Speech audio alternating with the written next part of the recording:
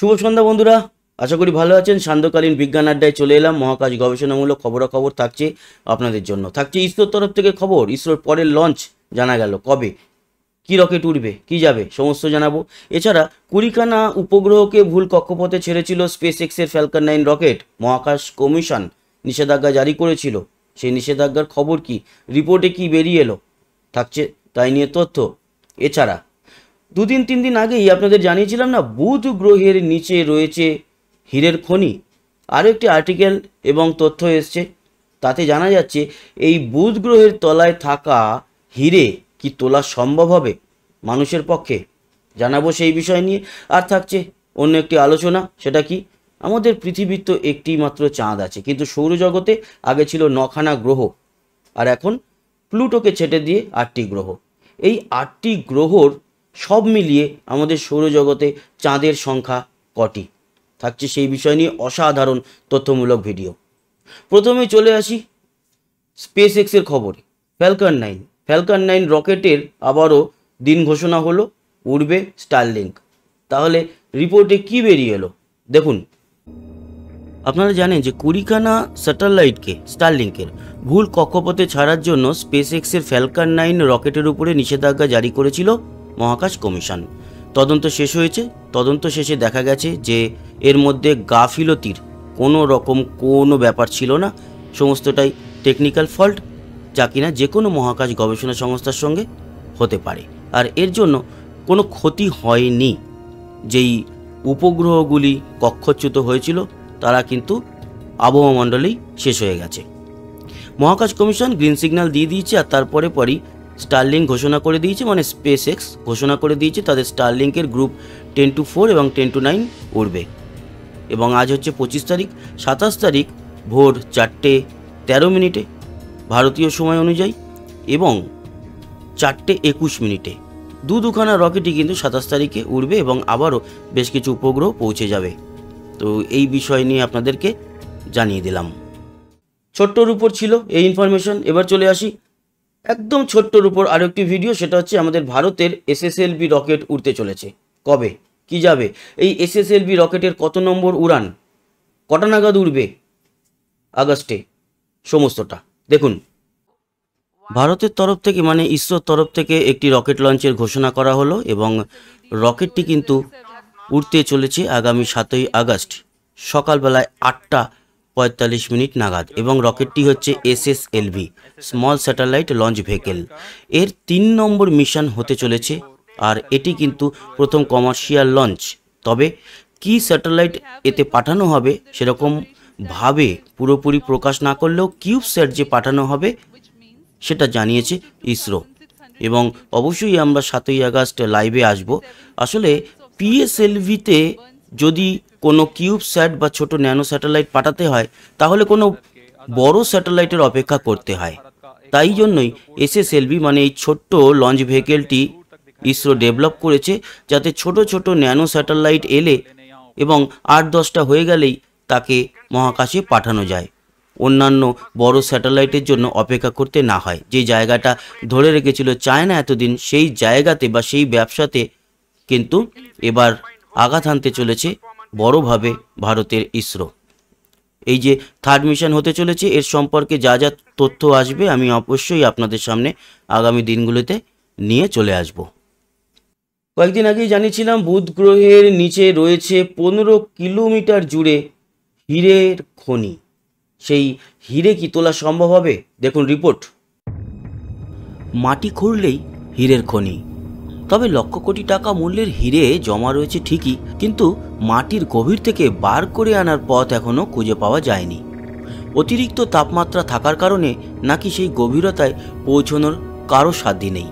চীনের বেজিংয়ে centre for high pressure science and technology advanced রিসার্চের এক বিজ্ঞানী ইয়ান হাও লিং এবং তার সহকর্মীরা এক গবেষণাপত্রে জানিয়েছিলেন সৌরজগতে এমন একটি গ্রহ রয়েছে যার অভ্যন্তরে রয়েছে হীরের পুরু পাত।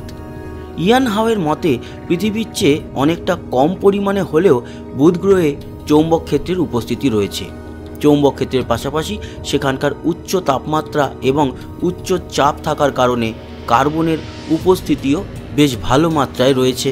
সেই তাপমাত্রা এবং চাপে গ্রাফাইটে পরিণত হয়ে যায় কার্বন। বিজ্ঞানীদের দাবি লাভার সমুদ্র ধীরে ধীরে ঠান্ডা হয়ে শক্ত হয়ে যায়। বুধ গ্রহের প্রায় 485 কিলোমিটার গভীরে হীরের একটি মোটা পাতের উপস্থিতির সম্ভাবনা রয়েছে।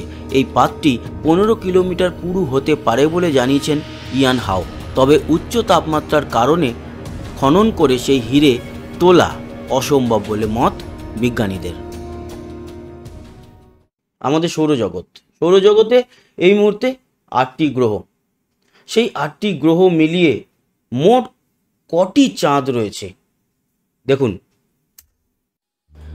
রাত নেমেছে, কিন্তু আকাশে পরিষ্কার দেখা যাচ্ছে কিছু উজ্জ্বল বস্তু এবং জ্বলজ্বল করছে। এর মধ্যে সবচেয়ে বড়টি হলো চাঁদ।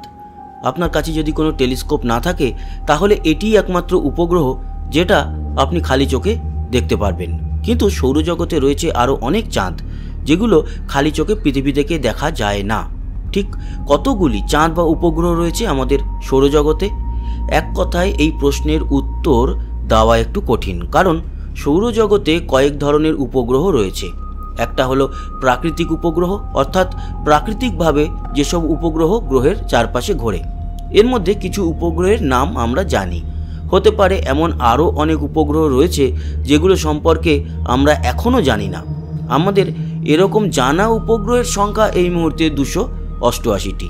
লাইভ সায়েন্সে প্রকাশিত একটি লেখা বলছে, ইন্টারন্যাশনাল অ্যাস্ট্রোনমিক্যাল ইউনিয়নের মতে সৌরজগতের 8টি গ্রহের চারপাশে মোট 288টি প্রাকৃতিক উপগ্রহ ঘুরছে।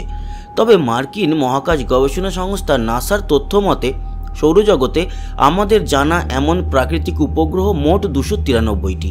দুটি তথ্যই আসলে সঠিক, কারণ বামন গ্রহ প্লুটোর রয়েছে 5টি উপগ্রহ। এই 5টি ধরে নাসা হিসাব করেছে 293টি।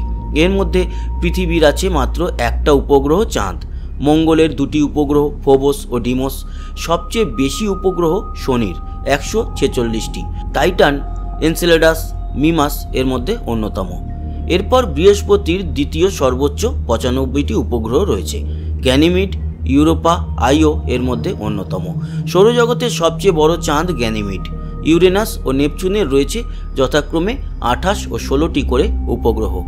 কিন্তু এছাড়াও আরও অনেক বস্তু গ্রহের চারপাশে ঘোরে যেগুলোকে এখনও বিজ্ঞানীরা উপগ্রহ হিসেবে স্বীকৃতি দেননি, কারণ সেগুলো সম্পর্কে বিজ্ঞানীরা ভালোভাবে জানেনও না। নাসার জেট প্রপালশন ল্যাবরেটরির মতে সৌরজগতে এমন বস্তুর সংখ্যা 473টি। এগুলোকে বলে স্মল বডি স্যাটেলাইট। এর বেশিরভাগই গ্রহাণু ও বামন গ্রহকে কেন্দ্র করে ঘুরছে।